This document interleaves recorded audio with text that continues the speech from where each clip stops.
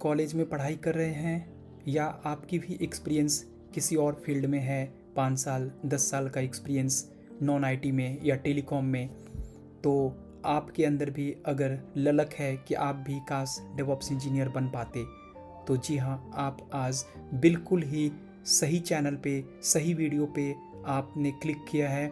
और इस वीडियो के अंत में आपको ये अंदर से विश्वास हो जाएगी कि हाँ, आप भी एक डेवऑप्स इंजीनियर बन सकते हैं। आपके अंदर भी वो स्किल्स है, आपके अंदर भी वो कॉन्फिडेंस है, आपके अंदर भी वो जुनून है जो आपको डेवऑप्स इंजीनियर बनने में बहुत ही हेल्प करने वाली है।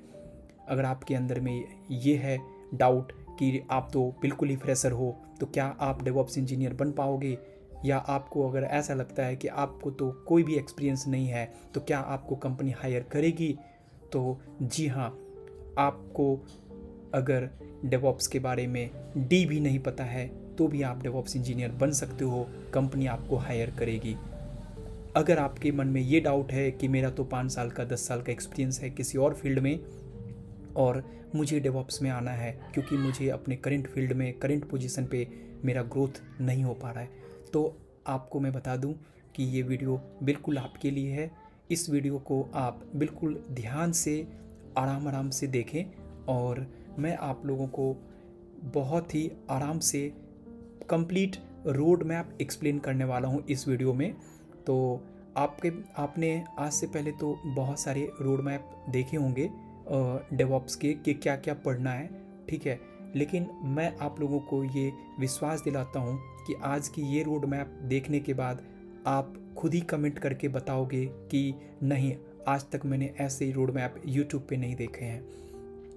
तो ठीक है फ्रेंड्स, हम स्टार्ट करते हैं कंप्लीट रोड मैप के बारे में समझते हैं कि क्योंकि जैसा कि आपको मालूम है कि अगर कहीं पे भी, अगर हम जब कॉलेज टाइम में पढ़ाई कर रहे होते हैं या हम 10th में 12th में, तो किसी भी चीज़ों की प्रिपरेशन करते हैं हम, ठीक है, आप अगर बैंकिंग, एसएससी, किसी भी चीज़ों की अगर आप प्रिपरेशन कर रहे हो, तो हम सबको पता है कि हमें सबसे पहले स्टार्ट करने से पहले हमें सिलेबस पता होना ज़रूरी होता है।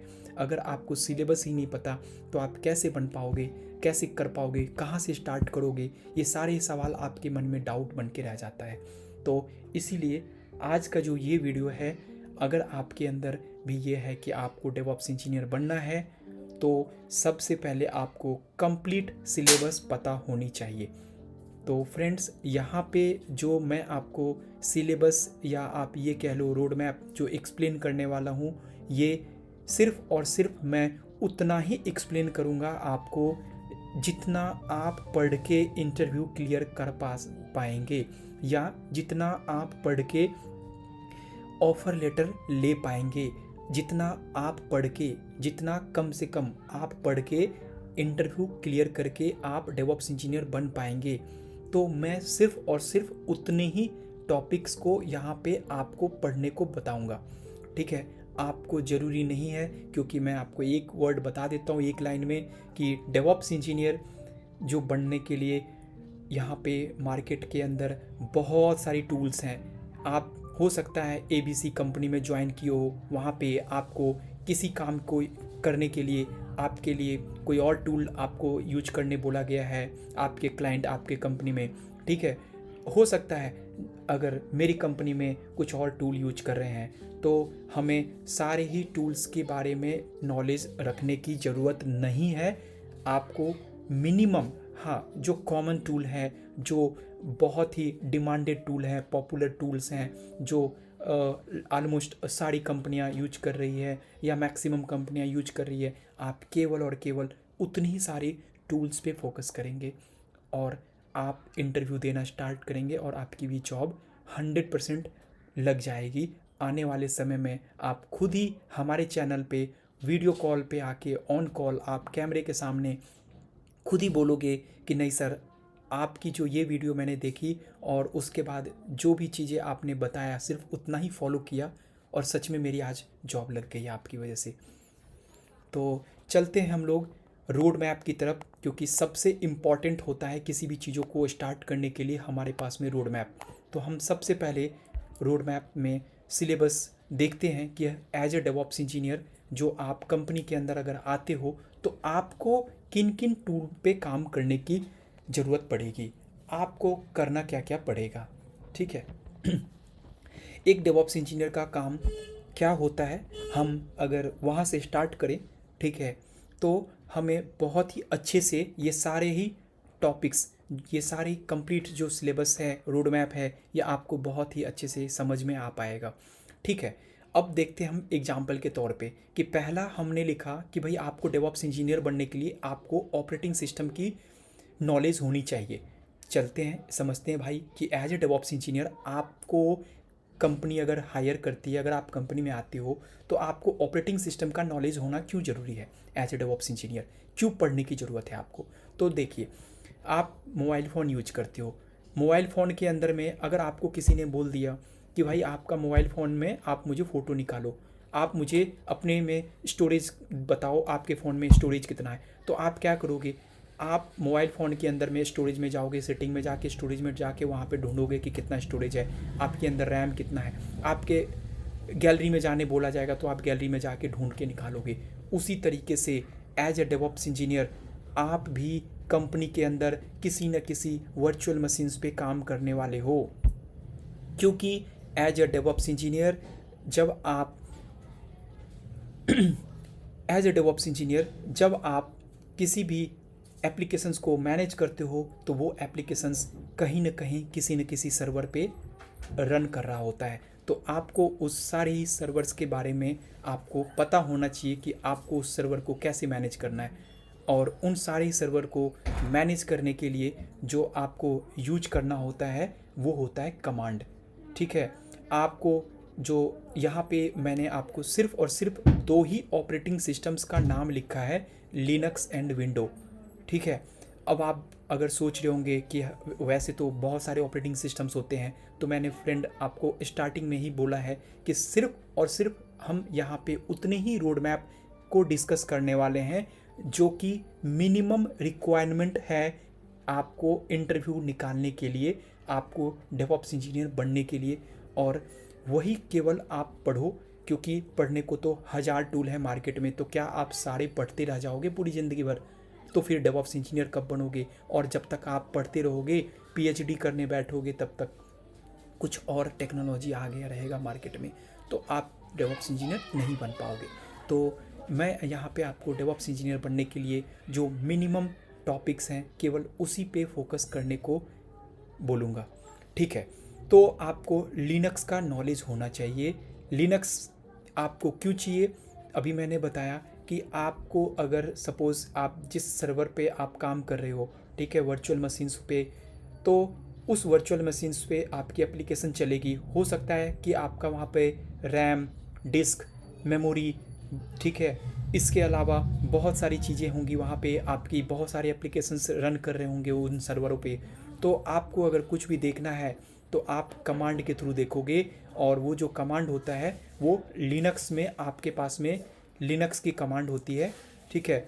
लिनक्स की कमांड के लिए आपको जो कमांड्स हैं, ठीक है, उसमें आपको जैसे उबंटू है लिनक्स के अंदर में, आपका डिस्ट्रीब्यूशन की मैं बात करूं तो आप लोग को पता भी लग जाएगा। आगे आने वाले वीडियो में हम बहुत ही अच्छे से पढ़ने वाले हैं कि क्या होता है ये। ठीक है। तो आप उबंटू, ठीक है, लिनक्स में उबंटू, वैसे तो सेंटोस भी है बट बहुत ही कम है। तो आप लिनक्स में उबंटू मशीन को कैसे ऑपरेट करते हैं, कैसे मैनेज करते हैं, उस पर कोई यूज़र्स को कैसे क्रिएट करते हैं, फाइल को कैसे मैनेज करते हैं, उस पर ऑनर्स के बारे में, ठीक है, तो ये सारी चीज़ें को हमें समझने की ज़रूरत है और पढ़ने की ज़रूरत है हमें। उसके बाद हमें अगला ऑपरेटिंग सिस्टम्स है जो है विंडो। तो विंडो ऑपरेटिंग सिस्टम के बारे में हमें पढ़ना है। विंडो ऑपरेटिंग सिस्टम्स क्यों पढ़ना है, क्योंकि जैसे ही मैंने बताया कि लिनक्स के बारे में कि लिनक्स ऑपरेटिंग सिस्टम्स आपको क्यों पढ़ना है, क्योंकि उस पर आपकी एप्लीकेशंस वगैरह चल रही होगी। ऐसे ही हमारे पास में कुछ आपके पास विंडो ऑपरेटिंग सिस्टम के भी वर्चुअल मशीन्स, विंडो सर्वर भी आपके कंपनी में चल रहा होगा। ठीक है। मतलब आपको के बहुत सारे एप्लीकेशंस आपको विंडो मशीन्स पे देखने को मिलेगा। और हमें पता होना चाहिए कि भाई लिनक्स पे अगर हमारा एप्लीकेशंस है या लिनक्स पे अगर आपको कुछ बैकअप लेना है या किसी सिस्टम को आपको सर्वर को आपको रीस्टार्ट देना है सर्विसेज को, तो आप लिनक्स में कैसे करेंगे। सेम चीज़ें आपको अगर विंडो मशीन है तो उसमें आप कैसे करेंगे। तो ये बहुत ही बड़ा चीज़ नहीं है, आप आराम आराम से सीख सकते हैं। आप अगर फ्रेशर हैं तो भी सीख सकते हैं बहुत आराम से। आज की डेट में पढ़ना बहुत ही आसान है, ठीक है। और विंडो के बारे में भी मैंने आपको बताया कि विंडो क्यों पढ़ना है, ठीक है। विंडो आपको एज ए डेवऑप्स इंजीनियर आपको कहाँ पे ज़रूरत पड़ने वाली है, क्योंकि इन सब पे आपकी एप्लीकेशन चल रही होंगी और आपको इनको मैनेज करना आना चाहिए। और मैनेज करने के लिए जो कमांड होती है वो कमांड हम लोगों को सीखना है, ठीक है। तो ये है ऑपरेटिंग सिस्टम। उसके अलावा हमें क्या पढ़ना है, इंफ्रा प्रोविजनिंग, ठीक है। ये क्या होता है भैया इंफ्रा प्रोविजनिंग। तो देखिए इंफ्रा प्रोविजनिंग अभी एज ए डेवऑप्स इंजीनियर, ठीक है, क्या होता है, आप जब कंपनी में आते हो तो आपका काम कैसा रहता है। आपका काम ऐसा रहेगा कि आप पहले क्लाउड के ऊपर, ठीक है, आपकी जो वर्चुअल मशीन्स है जिस पे आप एप्लीकेशंस को डिप्लॉय करोगे, तो एज ए डेवऑप्स इंजीनियर आपका क्या काम है कि आपको कोड मिलेगा डेवलपर से, ठीक है। फिर से मैं रिपीट करता हूँ, एज ए डेवऑप्स इंजीनियर आपका काम क्या रहेगा, किसी भी एप्लीकेशंस को डिप्लॉय करने के लिए पहले कोड लिखा जाएगा। तो कोड आपका लिखने का जो काम है वो डेवलपर वाले भैया बैठे हुए हैं, वो आपके कोड को, एप्लीकेशन की कोड को लिख के आपको दे देंगे। आपको मतलब डेवऑप्स इंजीनियर को, क्लाउड इंजीनियर को दे देते हैं, ठीक है। अब यहाँ पे इंफ्रा, तो अब आप सोचो कि जब आपको वो कोड देगा तो आप कहीं ना कहीं डिप्लॉय करोगे, है ना। जैसे आपको कोई एप्लीकेशंस चलाना होता है मोबाइल फ़ोन में तो आप मोबाइल पे इंस्टॉल करते हो, उसी तरीके से अगर आपको किसी एप्लीकेशंस का कोड अगर दिया जाए तो आप उसको किसी न किसी वर्चुअल मशीन्स पे डिप्लॉय करोगे, ठीक है। या किसी न किसी कंप्यूटर आपके पास में रिसोर्सेज होंगे और उस पे आप डिप्लॉय करने वाले हो। तो यहाँ पे जिस इंफ्रा पे, जिस कंप्यूट रिसोर्सेज पे आप एप्लीकेशंस को डिप्लॉय करने वाले हो, उस पे आपको जिस पे आप डिप्लॉय करने वाले हो उस इंफ्रा को पहले आपको तैयार करना होगा, उस इंफ्रा को पहले आपको क्रिएट करना होगा, ठीक है। तो इंफ्रा क्रिएट करने के लिए अब देखिए, जो इंफ्रा आप क्रिएट करोगे उस पे, मतलब इंफ्रा बोले तो वर्चुअल मशीन्स, ठीक है, या तो फिर आपकी अलग अलग और भी चीज़ें होती है वो हम समझेंगे। और तो इसको क्रिएट करने के दो तरीके हैं, ठीक है। और ये जो इंफ्रा जो आपका वर्चुअल मशीन्स है ये आपका कहाँ पे रन कर रहा होगा, ये कहीं ना कहीं क्लाउड पे रन करता है। तो क्लाउड पे रन करने का मतलब, अब क्लाउड प्रोवाइडर के होते हैं अपने यहाँ, जैसे हमारे पास में बहुत सारे क्लाउड प्रोवाइडर हमने सुना है पहले से कि एज्योर हैं आज की डेट में हमारे पास में, ठीक है, GCP है, या तो हमारे पास में AWS है। तो इन सब क्लाउड पे हमारा इंफ्रा, ठीक है, हम लोग तैयार करके रखते हैं, क्रिएट करते हैं। तो इंफ्रा क्रिएट करने का दो तरीके हैं, या तो आप एज्योर के या जो भी क्लाउड प्रोवाइडर हैं उनकी पोर्टल है, GUI है, ठीक है, ग्राफिकल इंटरफेस, ठीक है, ग्राफिकल यूज़र इंटरफेस, आप उस पर जाओगे उनके पोर्टल पे, ठीक है। और वहाँ पे पोर्टल पे जाके आपको वर्चुअल मशीन्स क्रिएट करने, आप जस्ट क्लिक करके सब काम कर सकते हो, क्रिएट कर सकते हो इंफ्रा को। एक तो ये मैनुअल तरीका है। दूसरा तरीका क्या है, आप as a DevOps engineer, as a cloud infra engineer, ठीक है, आपका काम ये नहीं रहेगा कि आप मैनुअली जाके क्लिक करके करोगे, क्योंकि वो मैनुअल तरीका जो है वो सही नहीं है, बेस्ट प्रैक्टिसेस को फॉलो नहीं करता है, ठीक है। तो आप डेवऑप्स इंजीनियर हो और डेवऑप्स इंजीनियर का काम होता है किसी भी काम को आसान बनाना, किसी भी मैनुअल टास्क को ऑटोमेट करना। फिर से मैं रिपीट कर रहा हूँ, डेवऑप्स इंजीनियर का काम होता है किसी भी मैनुअल टास्क को ऑटोमेट करना। तो अभी मैंने एक वर्ड यूज किया कि इंफ्रा बनाने के लिए जो पहला मेथड है वो है कि आप जाओ पोर्टल पे, वहाँ पे क्लिक करके वर्चुअल मशीन बनाना है बना दो, कुछ आईपी क्रिएट करने हैं, कुछ आईपी अटैच करने हैं, निक करने हैं, वीनेट बनाने हैं आपको, सबनेट बनाने हैं आपको, कुछ भी अगर आपको बनाने हैं, स्टोरेज अकाउंट बनाने हैं, आप जाओगे पोर्टल पे और क्लिक करके वहाँ पे आप बना दोगे। लेकिन एज ए डेवऑप्स इंजीनियर आपको ये काम नहीं करना है। तो भैया आप कैसे करोगे फिर? तो उस इंफ्रा को ऑटोमेट करने के लिए, है ना, आपको क्रिएट करना है या उस इंफ्रा में कुछ मैनेज करना है, कुछ चेंजेज करना है, तो ये सब ऑटोमेट करने के लिए हमारे पास में आईएसी टूल है। आईएसी का मतलब infra as a code. Infra as a code मतलब इंफ्रा को आप कोड के थ्रू मैनेज करो। तो अगर आप आईएसी टूल के बारे में देखोगे तो आज की डेट में सबसे ज़्यादा जो पॉपुलर है मार्केट में, जो कंपनी की डिमांड है, अगर आप इंटरव्यू में बैठते हो तो आपसे पूछा जाएगा कि भाई आपको टेराफॉर्म आता है या नहीं आता। तो मैं आपसे रिकमेंड करूँगा यहाँ पे कि आप टेराफॉर्म पढ़ो। ठीक है, टेराफॉर्म का क्या यूज़ है? तो as a cloud engineer, as a infra engineer, as a DevOps engineer, जब कभी भी कंपनी में आपको इंफ्रा क्रिएट करने की ज़रूरत पड़ेगी तो इंफ्रा क्रिएट करने के लिए आप पोर्टल से नहीं करोगे, आपको ऑटोमेशन टूल की ज़रूरत पड़ेगी और वो ऑटोमेशन टूल है टेराफॉर्म। टेराफॉर्म आपको हेल्प करेगा आपके इंफ्रास्ट्रक्चर्स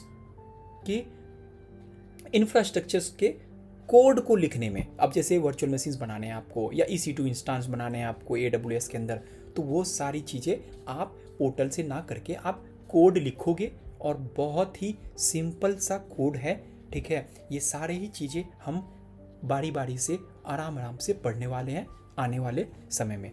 ठीक है, तो आपका काम क्या रहेगा? एज अ डेवऑप्स इंजीनियर आपको इंफ्रा क्रिएट करने के लिए टेराफॉर्म का यूज करके आपको इंफ्रा को क्रिएट करना है, इंफ्रा को मैनेज करना है। ठीक है भैया, हम मैनेज भी कर लिए। अब क्या? अब है तीसरा टॉपिक, आप क्या पढ़ोगे? तीसरा टॉपिक है क्लाउड प्रोवाइडर्स। आपको मार्केट में बहुत सारे क्लाउड प्रोवाइडर्स हैं आज की डेट में, लेकिन मैं यहाँ पे बस 3 क्लाउड प्रोवाइडर के नाम यहाँ पे मेंशन किए मैंने। AWS, GCP, azure. आप तीनों में से कोई भी एज्योर या GCP या AWS तीनों में से कोई सा भी एक, एटलीस्ट मिनिमम वन, ठीक है, एक क्लाउड प्रोवाइडर के बारे में, एक क्लाउड के बारे में आप पढ़ लो।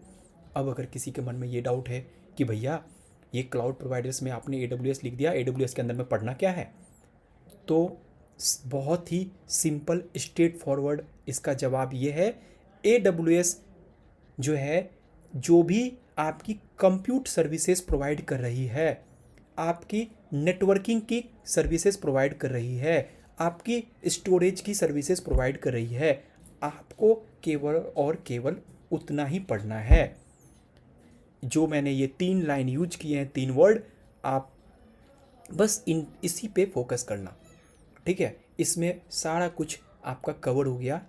जो अगर आपके मन में डाउट है कि एज्योर में हमें पढ़ना क्या है या GCP में पढ़ना क्या होता है ना, क्लाउड प्रोवाइडर में ये AWS के अंदर क्या पढ़ना है, तो मैंने आपको बता दिया कि आप स्टोरेज सर्विसेज पढ़ लो इसके, कि AWS वाले स्टोरेज की कौन कौन सी सर्विसेज प्रोवाइड करती है।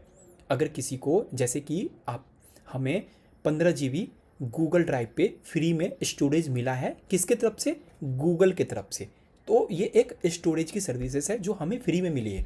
वैसे ही AWS पे या एज्योर पे, ठीक है, इसी तरीके से कुछ स्टोरेज की सर्विसेज होंगी जिसके लिए वो हमसे चार्ज करती है या कंपनी से चार्ज करती है। ठीक है, ऐसे ही नेटवर्किंग की कुछ सर्विसेज होंगी, कुछ हमारे पास कंप्यूट की सर्विसेज होंगी। तो आपको ये सारी सर्विसेज को पढ़ना है आपको। ठीक है, क्लाउड प्रोवाइडर्स। उसके बाद क्यों पढ़ना है, उसका जवाब आपको मैंने दे दिया कि भाई क्लाउड प्रोवाइडर्स के बारे में क्यों पढ़ना है, भाई AWS क्यों पढ़ना है या एज्योर क्यों पढ़ना है, ये कंप्यूट सर्विसेज क्यों पढ़ना है। अभी हमने डिस्कस किया कि इसी पे हमारा एप्लीकेशंस डिप्लॉय होने वाला है, और जो डिप्लॉय होने का काम है, ये डिप्लॉय कौन करेगा? ये डिप्लॉय हम करने वाले हैं, डेवऑप्स इंजीनियर करने वाले हैं। ठीक है, तो डेवऑप्स इंजीनियर को अगर डेवलपर वाले भैया कोड दे देते हैं और कहते हैं कि भाई आप जाके कोड को डिप्लॉय कर लो, ये लो कोड और मैं तो चला अब हनीमून पे, और आप जाके कोड को डिप्लॉय कर लो, तो भैया जब वो कोड देगा आपको डिप्लॉय करने, तो आपको कोड कहाँ पे डिप्लॉय करने हैं, तो आपको कोड AWS पे डिप्लॉय करने पड़ेंगे, आपको कोड GCP पे डिप्लॉय करने पड़ेंगे, आपको कोड एज्योर पे डिप्लॉय करने पड़ेंगे। तो आप जब डिप्लॉय करोगे तो उसके लिए आपको इंफ्रा रेडी होनी चाहिए, ठीक है। और इंफ्रा आपको रेडी हो जाएगी, फिर आपको ये सारी चीज़ें आपको पता होनी चाहिए, तभी आप इस पर डिप्लॉय कर पाओगे, ठीक है। यहाँ तक क्लियर है। तो हम चलते हैं 4th नंबर में, और क्या पढ़ने की ज़रूरत है भैया एज ए डेवऑप्स इंजीनियर, और क्या पढ़ने की ज़रूरत है। तो अगला है भैया वर्जन कंट्रोल सिस्टम। अच्छा, कुछ कुछ हमें नाम से क्लियर हो रहा है। वर्जन कंट्रोल सिस्टम मतलब कि वर्जन को कंट्रोल करेगा। अच्छा, वर्जन को कंट्रोल करने वाला सिस्टम। अच्छा, वर्जन किस चीज़ की वर्जन की बात कर रहा है भाई, तो भाई मैं आप लोगों को बता दूं, ये वर्जन कंट्रोल सिस्टम का मतलब ये वर्जन किस चीज़ की वर्जन को कंट्रोल करेगा। तो ये जो हमारे पास में ये जो डेवलपर वाले भैया कोड दिए थे, उस कोड को ये मैनेज करता है, उस कोड की वर्जनिंग करेगा, ठीक है। तो भैया इसका मतलब है कि एज ए डेवऑप्स इंजीनियर हमें वर्जनिंग कंट्रोल सिस्टम भी पता होनी चाहिए। तो जी बिल्कुल आपको पता होने की ज़रूरत है इसकी, है ना। अगर आपको कोड दे दिया है ना, आज वो कोड दिया, कल कुछ और कोड दिया, कुछ और रिलीज़ हुई, चेंजेस आएगी कुछ भी, तो उन सारे कोड की वर्जनिंग तो होना ज़रूरी है ना, है ना। तो इसीलिए अब ये सारे कोड की वर्जनिंग हम कैसे करते हैं, तो कैसे करते हैं इसका जवाब हमें तब मिलेगा जब हम वर्जन कंट्रोल सिस्टम के बारे में पढ़ेंगे, ठीक है। अब आप बोलोगे भैया वर्जन कंट्रोल सिस्टम क्या हमें बस यही कोड वोड रखने के लिए, कोड को मैनेज करने के लिए यूज करेंगे, तो डेवलपर वाले भैया का कोड? जी नहीं। अभी आप जो टेराफॉर्म के थ्रू कोड लिख रहे हो, उन सारे कोड की भी तो वर्जनिंग होगी। तो जी हाँ, आपकी जो इंफ्रा की जो कोड लिखे हो टेराफॉर्म के थ्रू, इन सारे कोड को भी हम वर्जन कंट्रोल सिस्टम के थ्रू मैनेज करते हैं। भैया ये वर्जन कंट्रोल सिस्टम क्या है, तो यहाँ पे और हमें इसमें क्या पढ़ने की ज़रूरत है, वर्जन कंट्रोल सिस्टम के अंदर क्या पढ़ने की ज़रूरत है, हमें तो नहीं पता। तो आपको पढ़ना है गिट, भाई गिट क्या है? गिट एक सॉफ्टवेयर टूल है। मतलब क्या भैया, समझ में नहीं आया? तो भाई समझ में नहीं आया, ये हमें कमांड बताएगा, कुछ कमांड को यूज करते हैं हम, ये हम अपने लैपटॉप में इंस्टॉल करते हैं। जैसे कि अगर आपको फेसबुक चलाना है तो हो सकता है आप फेसबुक की एप्लीकेशंस को इंस्टॉल कर लोगे और फिर एप्लीकेशंस के थ्रू फेसबुक को आप एक्सेस कर पाओगे अपने मोबाइल से। उसी तरीके से अगर आपको वर्जनिंग कंट्रोल करनी है, ठीक है, तो वर्जनिंग कंट्रोल करनी है किसकी? आपके कोड की। तो आप कुछ कमांड यूज करोगे और वो कमांड आप तभी चला पाओगे जब आपके पीसी में गिट इंस्टॉल्ड होगा, ठीक है। गिट इंस्टॉल्ड होगा तो आप गिट की कमांड यूज कर पाओगे। गिट की कमांड क्यों यूज करनी है भैया? क्योंकि हम अपने कोड की वर्जनिंग वगैरह जो करने वाले हैं कोड को, तो वहाँ पे हमें सारी गिट की कमांड होगी और गिट की कमांड के थ्रू हम सारी ये सब मैनेज करेंगे, ठीक है। अगला क्या है भाई गिट के अंदर? अच्छा, वर्जनिंग कंट्रोल सिस्टम के अंदर में अभी मैंने बोला कि कोड रखने की बात है ना। अब आप सोचो कि आप टेराफॉर्म की कोड लिख तो लिए, लेकिन अपने लैपटॉप में आप लिख के रख लोगे तो उससे क्या पूरी टीम को पता चल जाएगा क्या? नहीं। उससे क्या पूरा काम हो जाएगा क्या कंपनी की? नहीं। तो क्या आपके लैपटॉप में कोड लिख के रखने से, या डेवलपर वाले भैया अपने लैपटॉप में कोड लिख के रख लें, तो क्या उससे क्या हमारा काम हो जाएगा क्या? नहीं। उस कोड को कहीं सेंट्रलाइज्ड लोकेशन पे रखना पड़ेगा। सेंट्रलाइज मतलब कि भाई आपके टीम में 15 लोग हैं, तो कोई ऐसा लोकेशन पे रखो ना जहाँ पे 15 लोग एक्सेस कर पाए। तभी तो अगर आप कल के डेट में छुट्टी पे हो तो दूसरा बंदा उस कोड का यूज करके अगर चेंजेज करने हैं कोड में, मैनेजर ने बोल दिया तो वो भी चेंज कर पाएगा, है ना, तो एक्सेस कर पाएगा। तो उसके लिए जो हमारे पास में सेंट्रलाइज्ड रेपोजिटरीज होती है, तो हर जगह पे आपको अलग अलग तरीके के रेपोजिटरीज होते हैं। यहाँ पे मैंने कुछ एग्जांपल के तौर पे आपको एज्योर रेपो यहाँ पे मैंने लिखा है, जो मार्केट में यूज कर सकते हो आप, जो कंपनी यूज करती है, ठीक है। एज्योर रेपो के बारे में आप पढ़ सकते हो एंड गिटहब रेपो के बारे में आप पढ़ सकते हो। इन दोनों से आपका काम चल जाएगा। मतलब ये कि आप अगर अपने रिज्यूम में ये डाल दिए हो कि भैया मेरे को एज्योर रेपो का नॉलेज है या गिटहब रेपो का नॉलेज है, तो मिनिमम आपका इससे भी काम चल जाएगा, ठीक है। वैसे पढ़ने को और भी बहुत कुछ है, ठीक है। आपको यहाँ पे केवल हम मिनिमम चीज़ें पे डिस्कस कर रहे हैं कि कम से कम कितना हम पढ़ लें तो हम डेवऑप्स इंजीनियर बन सकते हैं, ठीक है। अगला और क्या पढ़ना होता है भैया डेवऑप्स इंजीनियर बनने के लिए? तो डेवऑप्स इंजीनियर बनने के लिए आपको पढ़ने की ज़रूरत है कंटेनर्स, ठीक है भाई। ये कंटेनर्स क्या होता है? हमने DevOps as a DevOps engineer container की क्यों ज़रूरत है? क्या करने वाले हम इस कंटेनर का? डेवऑप्स इंजीनियर बन के हम क्या करेंगे इस कंटेनर का?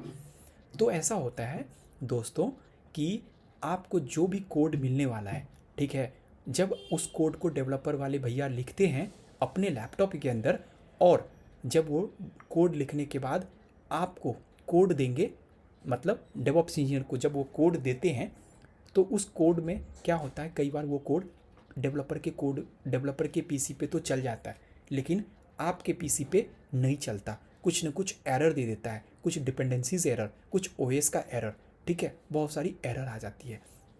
तो इन सब चीज़ों को सॉल्व करने के लिए मार्केट में आया है कंटेनर्स। इन सब चीज़ों को सॉल्व करने के लिए मार्केट में आया कंटेनर्स कि भैया डेवऑप्स वाले भैया बोल रहे हैं कि हमारे यहाँ नहीं चल रहा कोड तुम्हारा, और डेवलपर कह रहा है भाई हमारे पीसी में तो चल रहा है, ठीक है। तो भाई इस तरह की जो कॉन्ट्राडिक्शन आ रही थी, प्रॉब्लम आ रही थी, ये डिपेंडेंसीज का, रिलीज़ का, स्पेसिफिक वर्जन का, ठीक है, तो इन सब को सॉल्व करने के लिए हमारे पास में कंटेनर्स आया, ठीक है। कंटेनर्स के अंदर में आपको पढ़ने की ज़रूरत है डॉकर, ठीक है। तो हम यहाँ पे डॉकर पढ़ेंगे। डॉकर से हम क्या कर सकते हैं? डॉकर के थ्रू हमें जो डेवलपर वाले भैया जो हमें कोड देंगे, उस कोड को हम पैकेजिंग करने वाले हैं। अच्छा, पैकेजिंग करके क्या करोगे? तो पैकेजिंग करके हम जो अभी आपको बता रहे हैं, जो हम लोग अभी देखे कि ये जो डिपेंडेंसीज का इशूज़, वर्जनिंग का इशूज़ आ रहा था कि भाई उनके यहाँ चल रहा, हमारे यहाँ नहीं चल रहा, ठीक है, या वो कह रहे हैं कि भाई ये स्पेसिफिक वर्जन कर लो, या उसने जब चलाया तो एक स्पेसिफिक टूल इंस्टॉल करने की ज़रूरत पड़ी होगी उसे, और वो टूल का वर्जन अगर 1.2 था उस टाइम पे, और उसने डेवलपर ने कर तो दिया, लेकिन जब वो डेवऑप्स वाले के पास आया और उस टाइम पे वो 1.3 आ चुका था टूल मार्केट में, तो डेवऑप्स वाले भैया ने 1.3 को इंस्टॉल करके और फिर अपने पीसी पे, और उसके बाद चलाने की कोशिश किया, डिप्लॉय करने की, तो वो कोड फेल हो गया, नहीं चला। तो इन सब इशू को रिजॉल्व करने के लिए हम कोड की पैकेजिंग करते हैं, ठीक है। इसके लिए हम पढ़ेंगे कि डॉकर के हेल्प से हम कैसे पैकेजिंग करते हैं, और हम कैसे पैकेजिंग करके फिर जो है हम अपने ये सारी प्रॉब्लम्स को रिजॉल्व कर पाते हैं। तो डॉकर में हम लोग ये पढ़ेंगे। हमारे पास में फिर पॉडमैन भी है। हम ये सारी चीज़ों को बहुत ही आराम से कवर करने वाले हैं आने वाली वीडियो में, ठीक है। अब क्या पढ़ने की ज़रूरत है भाई? CI/CD। अच्छा, ये क्या है CI/CD? भाई CI/CD का मतलब अभी आप बस इतना समझ लो कि जब आपको डेवलपर वाले भैया कोड देते हैं, तो उस कोड को लेके एज ए डेवऑप्स इंजीनियर आपका काम होता है एप्लीकेशन बनाना, ठीक है। उस कोड को डिप्लॉय करते हो और एप्लीकेशंस बनता है, और उसका वो एप्लीकेशंस को जो एंड यूज़र है ना, वो यूज कर पाता है। तो आप सोचो, क्या अगर आपको आज दे दिया डिप्लॉय करने के लिए, कुछ कोड आया और आपने आज तो कर दिया, कल के डेट में कुछ क्लाइंट की तरफ से रिक्वेस्ट आई कि भाई उस एप्लीकेशंस के अंदर में ये फीचर को चेंज कर दो, तो चेंज कर दो, तो मतलब फिर से डेवलपर वाले भैया उस एप्लीकेशंस की कोड में कुछ चेंजेज करने वाले हैं, और कोड में चेंज करके फिर से आपको आपको कोड दे देंगे, रिलीज्ड नए वर्जन की कोड देंगे, ठीक है, और वो कोड लेके कहेंगे कि भाई इसको आप डिप्लॉय कर लो। तो अब आप सोचो कि ये बार बार चेंजेस आएंगे और बार बार आप मैनुअली डिप्लॉय अगर कर रहे हो तो ये तो बहुत ही हेडेक वाला काम है। और अभी अभी मैंने पढ़ा, मैंने आपको एक्सप्लेन किया कि भाई as a DevOps engineer manual word आपको जहाँ दिखे उसको ऑटोमेट कर दो, यही आपका काम है। इसी चीज़ों के आपको पैसे देंगे कंपनी। मैनुअल को ऑटोमेट कर दो। एज ए डेवऑप्स इंजीनियर आपका काम सिर्फ इतना ही है। तो अब सोचो कि भाई आप क्या कर रहे हो, मैनुअली आपको कोड मिला और उस कोड को आप कमांड चला चला के डिप्लॉय कर रहे हो, ठीक है। डिप्लॉय करने के लिए भी कुछ कुछ प्रोसेस होते हैं। अभी के लिए आप ऐसे समझो कि कुछ बिल्ड उल्ड करते हैं, जो हमें कोड मिलता है वो रॉ फॉर्म में होता है, मतलब हमें वो कोड को हम डायरेक्ट डिप्लॉय नहीं कर सकते हैं, एप्लीकेशंस उस कोड से डायरेक्ट नहीं बनता है, ठीक है। ये जस्ट लाइक ऐसा ही है कि जैसे अगर आपको भात बनाने की ज़रूरत है तो हम सबसे पहले चावल लेके आते हैं। चावल को डायरेक्ट हमें खा नहीं सकते, तो चावल को हम पहले घर पे लाने के बाद धुलते हैं, है ना, उसको हम कुकर में डालते हैं, 2 सीटी मारने के बाद फिर वो जब खोलते हैं कुकर को तब वो भात बन के आता है और वो भात को हम लोग खाते हैं। ऐसा ही है, सेम ऐसा ही यहाँ पे होने वाला है। जब डेवलपर वाले भैया हमें कोड देते हैं तो उस कोड को हम डायरेक्ट यूज नहीं कर सकते, वो कोड हमारे काम का नहीं है, एप्लीकेशंस बनाने के काम का। पहले उस कोड को डिप्लॉयबल फॉर्म में चेंज करना पड़ता है, कुछ कुछ चीज़ें हमें करने की ज़रूरत पड़ती है। जैसे कि आपको अगर डॉक फाइल को पीडीएफ में कन्वर्ट करना है तो आपको किसी कन्वर्टर टूल की हेल्प आपको पड़ेगी। वैसे यहाँ पे भी सॉरी, अगर आपके कोड को डिप्लॉयबल फॉर्म में अगर चेंज करना है तो यहाँ पे भी आपको ज़रूरत पड़ेगी कुछ टूल की। तो चलो कुछ टूल आप यूज करोगे और एप्लीकेशंस को बिल्ड करोगे और बिल्ड करके फिर उसको टेस्ट करके और डिप्लॉय करोगे आप। तो आप सोचो कि ये काम मैनुअली बार बार करना क्या इतना आसान है क्या? नहीं। और क्या कंपनी हमें डेवऑप्स इंजीनियर की प्रोफाइल पे अगर ली है तो क्या हमारा काम यही रहेगा क्या, मैनुअली करना? नहीं। डेवऑप्स इंजीनियर का मतलब होता है ऑटोमेट करना चीज़ों को। तो भैया आपको कुछ ऐसा करना पड़ेगा कि आपका कोड जब डेवलपर दे तो वो कोड ऑटोमेटिक आपका बिल्ड हो जाए, डिप्लॉय हो जाए और एप्लीकेशंस चल जाए ऑटोमेटिक। तो भाई ये सब ऑटोमेटिक कैसे कर पाओगे? इसके लिए कौन सा टूल यूज कर पाओगे? ऐसा क्या टूल यूज करेंगे मार्केट में? तो उसी के लिए आया है CI/CD, continuous integration, continuous deployment या कंटिन्यूअस डिलीवरी, ठीक है। तो ये टूल आपके पास में आपको पढ़ने की ज़रूरत है। आपको समझ में आ गया होगा आई होप कि CI/CD टूल क्यों पढ़ना है। एज ए डेवऑप्स इंजीनियर आपको CI/CD की क्या आवश्यकता है? तो भैया आपको CI/CD की यही आवश्यकता है कि जब भी आपका कोड आए तो उस कोड को आप मैनुअली जा के कमांड चला चला के डिप्लॉय नहीं करोगे, मैनुअली उसको ऐसा कुछ करो कि ऑटोमेट कर दो। तो ऑटोमेट करने के लिए आपको इन सारे टूल की जानकारी होनी चाहिए। किन सारे टूल की? GitHub action, azure DevOps, GitLab, Jenkins, ये सब टूल का एक ही काम होता है कि ये सब टूल आपके डिप्लॉयमेंट को, आपके एप्लीकेशंस को जब आपके भैया डेवलपर वाले भैया कोड देंगे तो उसको ये ऑटोमेटिक आपके जिन इन्वायरमेंट में आप चाहोगे, डेव में, QA में, प्रॉड में, ये सारे इन्वायरमेंट में ऑटोमेटिक डिप्लॉय करने में आपकी हेल्प करेगी ये सारी टूल। तो आप सोचो कि ये टूल भी, इसका मतलब बहुत ही इम्पॉर्टेंट है। एज ए डेवऑप्स इंजीनियर हमें पता होना चाहिए, तभी हम जो अपनी कोड मिलने के बाद उसको डिप्लॉय करने का जो काम है उसको हम ऑटोमेट कर पाएंगे, ठीक है भाई। अब सोचो अगला और क्या पढ़ने की ज़रूरत है एज ए डेवऑप्स इंजीनियर? तो अगला है कॉन्फ़िगरेशन मैनेजमेंट। अच्छा, नाम देख के थोड़ा थोड़ा हमें समझ में आ रहा है कॉन्फ़िगरेशन मैनेजमेंट।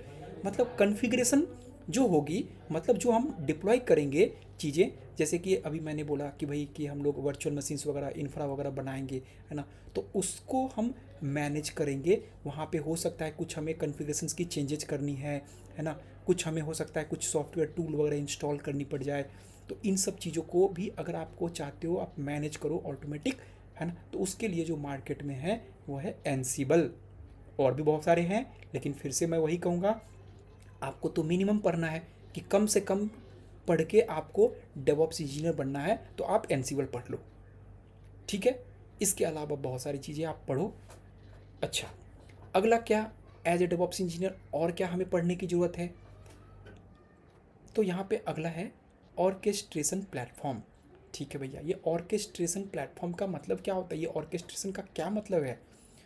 तो अब आप सोचो, यहाँ पे अभी तक जब हम एप्लीकेशंस को कर रहे थे डिप्लॉय, ठीक है, तो उसमें ना हमें कुछ कुछ दिक्कतें आती है। जैसे अगर ना आपको मैं एक वीडियो बनाऊंगा मोनोलिथिक एंड माइक्रो सर्विसेज के ऊपर, और वो वीडियो को आप लोग देखना, तो उसमें आपको ये चीज़ें क्लियर हो जाएगी। अभी के लिए मैं आपको बिल्कुल ही बेसिक सिंपल तरीके से एक्सप्लेन करने की कोशिश करूँगा कि आपको समझ में आ जाए।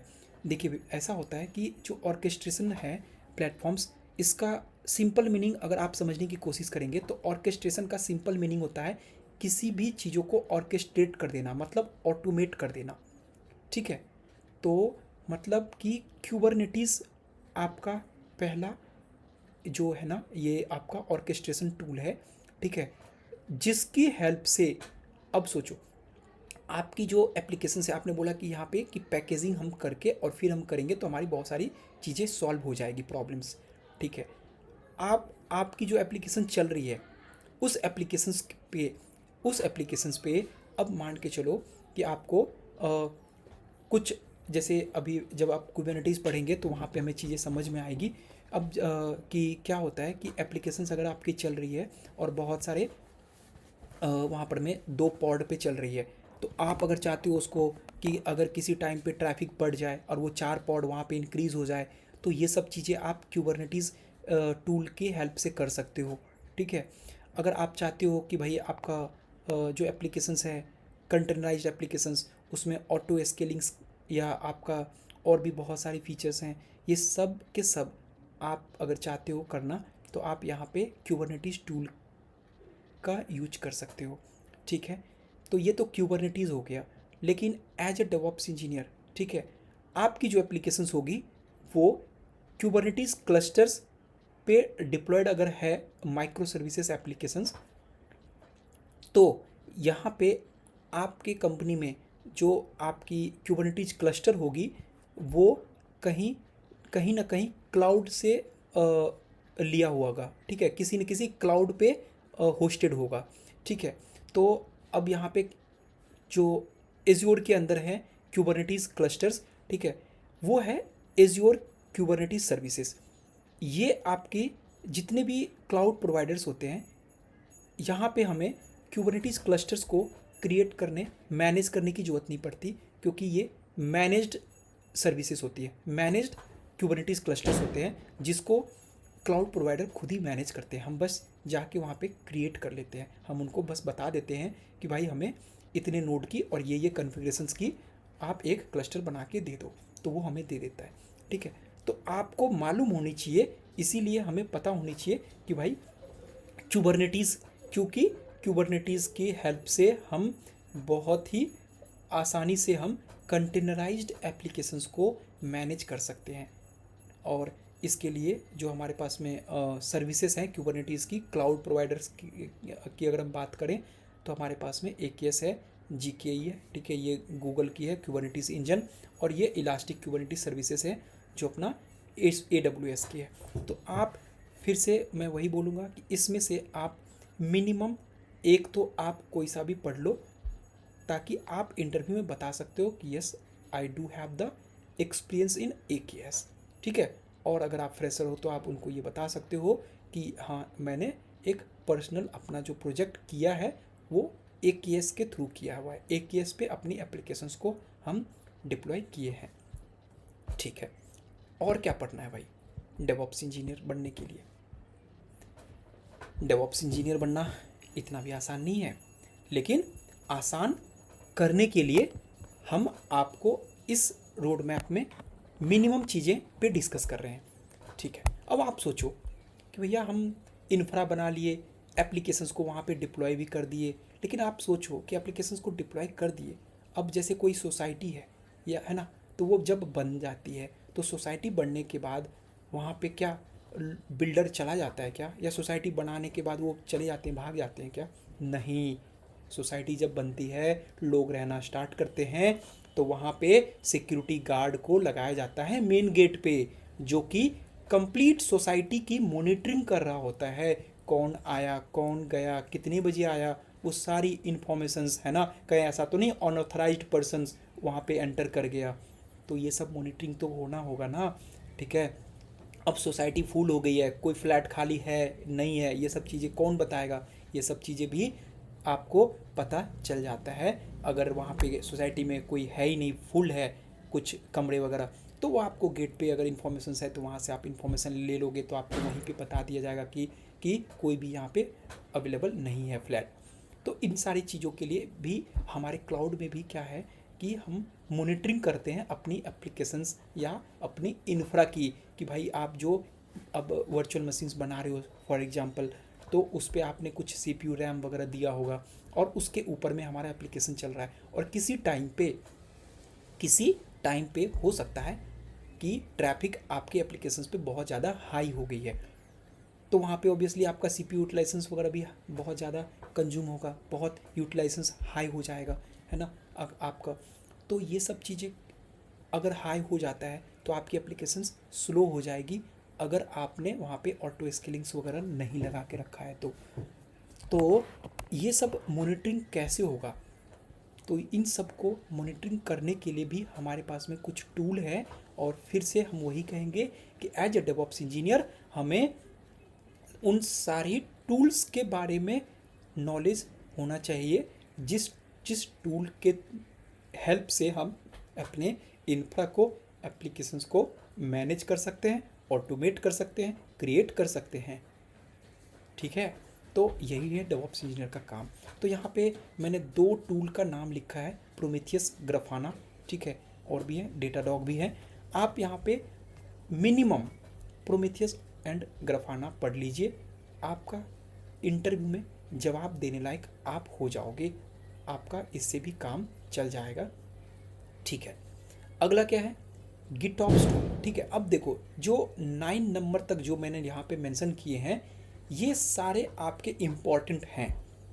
इतना जब आप पढ़ लोगे, जब आप इतना इन्फॉर्मेशन आपके पास आ जाएगा, तो अब यहाँ पर मैं कुछ मैंने अलग से एक्स्ट्रा लिखा है जो कि इम्पॉर्टेंट है आज के डेट में। अगर आप अब डेवऑप्स इंजीनियर बनना चाहते हो और आप इंटरव्यू में बैठते हो, ठीक है, तो आपको 10, 11, 12, 13, 14 ये भी पता होनी चाहिए।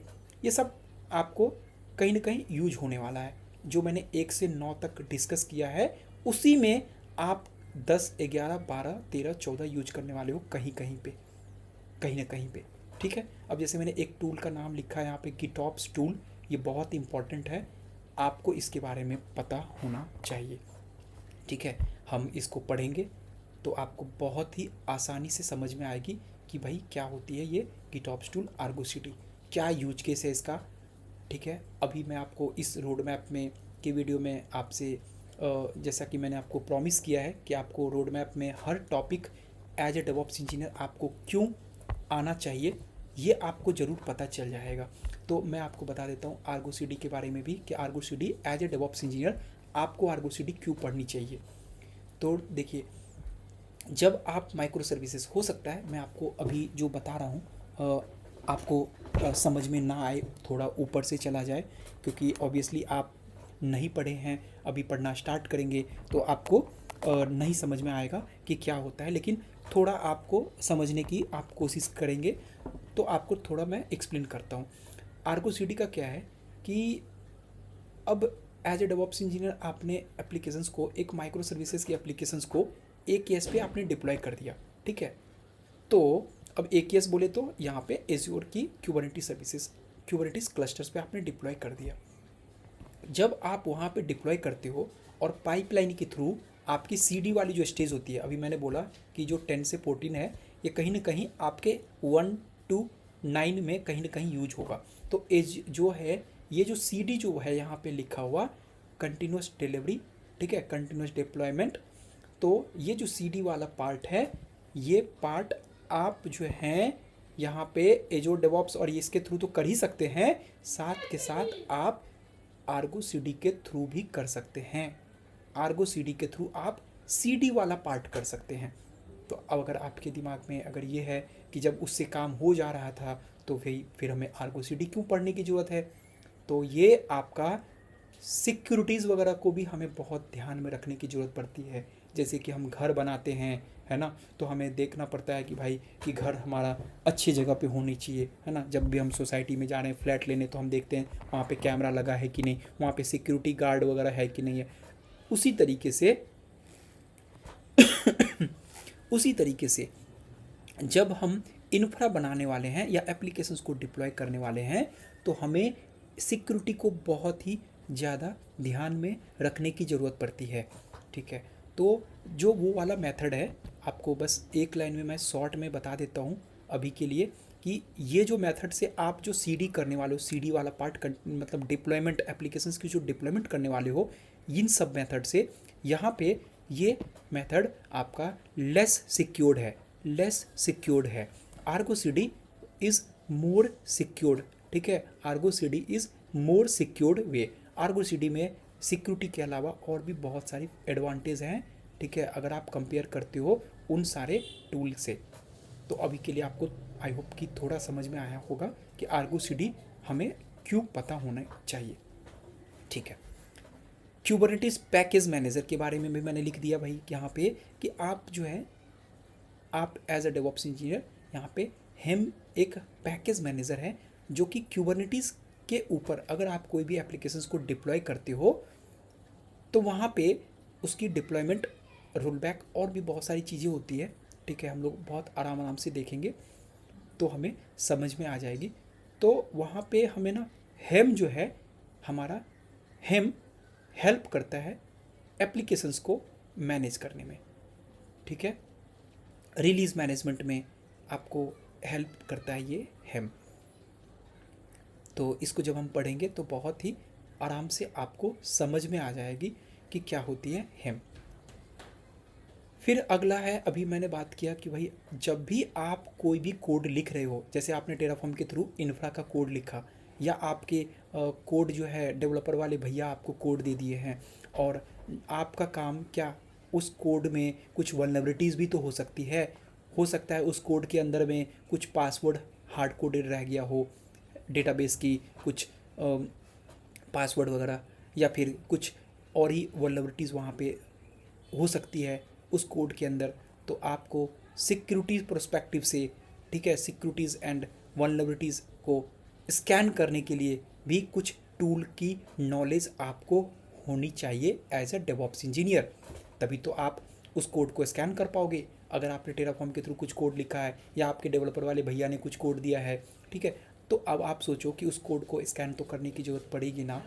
तो अगर आप उस कोड को स्कैन करना अगर आपका काम है एज अ डेवऑप्स इंजीनियर, तो आपको उस जिस टूल से आप उस कोड को स्कैन करोगे, उस टूल की भी तो नॉलेज होनी चाहिए। तो भाई यहाँ पे हमने 2-4 जो आज के डेट में बहुत ही इम्पॉर्टेंट टूल्स हैं उसके नाम लिख दिए हैं। हो सकता है आने वाले समय में हम बहुत सारे इसके अलावा भी टूल्स के बारे में पढ़ लेंगे, लेकिन यहाँ पे जो मेन टूल्स हैं इतना आप मिनिमम तो पढ़ ही लो, ठीक है। इसमें से कुछ टूल हैं, अब आप पढ़ोगे, जब हम पढ़ेंगे तो आपको समझ में आएगा कि भाई ये ट्रीवी टूल के हेल्प से हम क्या करने वाले हैं, ओएसपी से क्या करने वाले हैं, स्निक से क्या करने वाले हैं, ठीक है। कहीं पे अब इमेज वगैरह बनता है तो क्या होती है इमेज, ये सब हम आराम से पढ़ेंगे तो आपको समझ में आ जाएगी। आने वाली वीडियो में हम जब जैसे जैसे पढ़ते जाएंगे आप उसको आराम से करते रहेंगे फॉलो, और आपको बहुत ही आराम से ये समझ में आ जाएगी, ठीक है। ओएसपी के बारे में स्निक है, ये बहुत ही बढ़िया टूल है, ठीक है, इसके हेल्प से भी आप स्कैन कर सकते हो। सोनार क्यूब है, ये भी बहुत ही पॉपुलर टूल आप कह सकते हो कि इंटरव्यू में बैठो और उसको बोल दो भाई कि हाँ मैंने सोनार क्यूब यूज किया है स्कैनिंग के लिए, तो आपका इम्प्रेशन वहाँ पे बनता है, आपके इंटरव्यू में होने की, सिलेक्शन होने की चांसेस आपकी बढ़ जाती है। तो इस तरीके से आपको security and vulnerability scanning tools के बारे में भी पता होनी चाहिए। ठीक है, अब आप देख रहे होगे कि भाई एज ए डेवऑप्स इंजीनियर आपको कैसे हर चीज़ें पढ़ने की ज़रूरत है और क्यों पढ़ना है इसका जवाब आपको मिल गया होगा। और कैसे पढ़ना है तो उसके लिए मैं बैठा हूँ, मैं आपको ये सारी ही चीज़ें आने वाले समय में, आने वाले वीडियो में आपको हर चीज़ें बहुत ही डीप में, बहुत ही आराम से आपको एक्सप्लेन करने वाला हूँ। और फिर मैं कह रहा हूँ कि आपको अगर कोई भी टॉपिक, किसी भी वीडियो में कोई भी टॉपिक अगर आपको ना समझ में आए, आप कमेंट करोगे, कमेंट करने के बाद आपका अगर रिस्पॉन्स पॉसिबल होगा 1 लाइन में तो मैं वहीं पे कमेंट करके आपको एक्सप्लेन कर दूंगा। अदरवाइज़ मैं आपको एक यूआरएल दे दूंगा और यूआरएल के थ्रू आप प्रॉपर डॉक्यूमेंट पे जाके वहाँ से आप और डीप में आप नॉलेज ले सकते हो। तो इस तरीके से हम आपको हेल्प करने वाले हैं यहाँ पे। हो सकता है कि आपको अगर आपके बहुत सारे डाउट्स हैं, किसी भी डाउट हो सकते हैं, तो उन सारे डाउट पे हम एक वीडियो बना देंगे। उस वीडियो में आपको हम केवल उसी सारे डाउट पे एक्सप्लेन करके आपको वीडियो बना के दे देंगे। तो उस वीडियो पे आप गो थ्रू करके देख सकते हो कि आपकी कन्फ्यूजन्स कहाँ पे है। तो इस तरीके से हम आपकी हेल्प करने वाले हैं, ना कि केवल हम यहाँ पे वीडियो बना के अपलोड करने वाले हैं यूट्यूब पे। आपको समझ में आने के लिए, 100% समझ में आने के लिए जो जो चीज़ें की ज़रूरत पड़ेगी वो सारी चीज़ें हम यहाँ करने वाले हैं। ठीक है, स्क्रिप्टिंग की बात करते हैं। एज ए डेवऑप्स इंजीनियर आपको स्क्रिप्टिंग भी चाहिए, क्योंकि हम लोग वीडियो के स्टार्टिंग से ये चीज़ें हमें समझ में आया है कि भाई एज ए डेवऑप्स इंजीनियर आपको चीज़ों को ऑटोमेट करना आना चाहिए। चाहे वो इंफ्रा ऑटोमेशन की बात हो, चाहे हमें डेवलपर वाले भैया कोड दिए हैं और उस कोड को लेके डिप्लॉय कर रहे हैं, तो उसको डिप्लॉयमेंट को कैसे ऑटोमेट कर सकते हैं। उसी तरीके से हमें कुछ कुछ ऑटोमेशन की टास्क होती है। जैसे आप चाहते हो कि भाई आपके कंपनी में कितने फेलियर रिस्पॉन्स आए हैं, या आपकी अप टाइम क्या है सर्वर की, तो इन सब चीज़ों को आप ऑटोमेटिक चाहते हो एक रिपोर्ट के फॉर्म में तो ऑटोमेट करना, या आप चाहते हो कुछ रिपोर्ट्स वगैरह ऑटोमेट, या आप चाहते हो कि आपका कुछ वीएम्स वगैरह ऑटोमेटिक ऑन हो जाए किसी पर्टिकुलर टाइम पे, आप चाहते हो कि भाई आपका पूरी सर्वर की हेल्थ चेकअप आ जाए ऑटोमेटिक। तो इस टाइप की जो ऑटोमेशन टास्क हैं, या आप चाहते हो कि किसी पर्टिकुलर टाइम पे आपका ऑटोमेटिक बैकअप, सर्वर की बैकअप स्टार्ट हो जाए, तो इन सब इस टाइप की जो ऑटोमेशन टास्क है ये सब हम स्क्रिप्ट के हेल्प से करते हैं परफॉर्म। ठीक है, तो एज ए डेवऑप्स इंजीनियर आपका ये भी काम रहेगा कि आप चीज़ों को, इन सारी चीज़ों को जो मैंने अभी बताया, ठीक है, कि कैसे आप ऑटोमेट कर सकते हो, तो उसके लिए हमें थोड़ी बहुत स्क्रिप्टिंग की भी नॉलेज होनी चाहिए एज ए डेवऑप्स इंजीनियर। जब आप ये सब पढ़ लेते हो तो अब ये चीज़ें किसी से छिपा नहीं है कि डेवऑप्स इंजीनियर को आज की डेट में AI एंड ML भी आना चाहिए। ठीक है, आप मशीन लर्निंग वगैरह पढ़ सकते हो और ये आपके लिए एडवांटेज रहेगा इंटरव्यू में। अदरवाइज़ 1 से 13 तक कम से कम अभी के लिए आप इतना तो कर ही लो अगर आपको घुसना है डेवऑप्स में तो। ठीक है, और आशा करता हूँ कि आपको इस रोड मैप में बहुत ही आराम से आपको चीज़ें समझ में आई होगी, और एज ए डेवऑप्स इंजीनियर हमें किस टॉपिक को, किन किन टॉपिक को हमें पढ़ने की ज़रूरत है एंड क्यों पढ़ना है एज ए डेवऑप्स इंजीनियर वो टॉपिक। अगर हम वो टॉपिक नहीं पढ़ते हैं तो क्या होने वाला है। आई होप कि आपको इन सारे सवालों का जवाब मिल पाया होगा। तो अब हम नेक्स्ट वीडियो में आपके साथ मिलते हैं और हम स्टार्ट करने वाले हैं लिनक्स। अगर आपको हमारी ये वीडियो पसंद आई हो और अगर आप चाहते हैं कि आप हमें थोड़ी मोटिवेट कर सकें, आपसे रिक्वेस्ट है कि आप हमारी चैनल को सब्सक्राइब कर दीजिए। तब तक के लिए धन्यवाद। मैं आपसे मिलता हूँ नेक्स्ट वीडियो में।